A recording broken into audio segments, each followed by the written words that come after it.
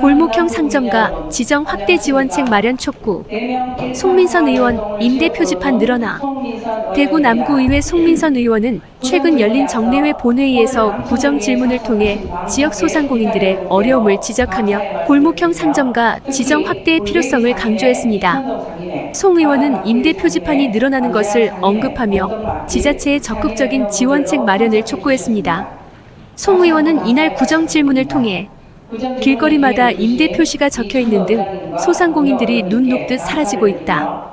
지자체에서 적극 행정을 통해 작게나마 소상공인을 위한 지원책을 마련해야 한다고 말했습니다.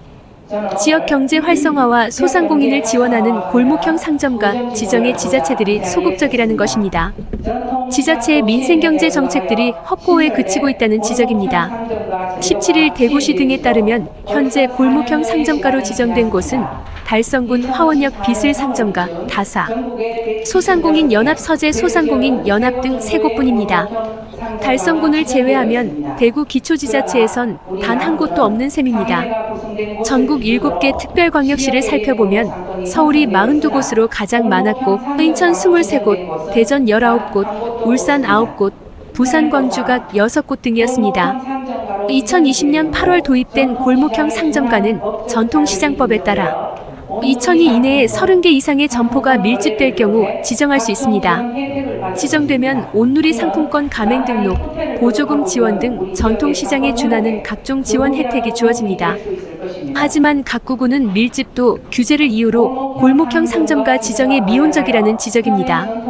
구군마다 관련 법과 같은 기준을 담은 조례를 운영 중인데 이 기준을 충족하는 골목이 많지 않다는 것입니다. 이에 반해 광주 남구는 골목형 상점가의 진입 장벽을 낮추기 위해 관련 규제를 완화하는 조례 개정 등 적극적인 행정을 펼치고 있습니다.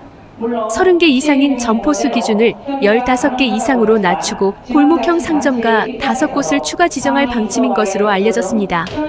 대구 남구 관계자는 지난 1월과 4월 2차례 대구시 주관으로 각 구군 관련 부서가 모여 골목형 상점가 지정을 위한 실무 협의를 진행했다. 당시 회의에서 법 개정에 대한 의견을 나눴지만 광주 남구처럼 공문을 보내고 조례를 개정하는 안은 놓친 것 같다며 중소벤처기업부에 공문을 보내 새로 조례를 개정하는 안을 검토해 보겠다고 말했습니다.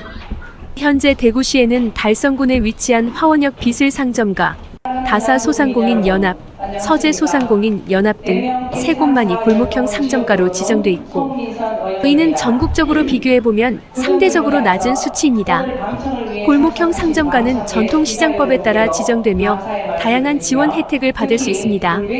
그러나 대구의 다른 기초지자체들은 밀집도 규제를 이유로 지정에 소극적인 태도를 보이고 있다는 지적입니다.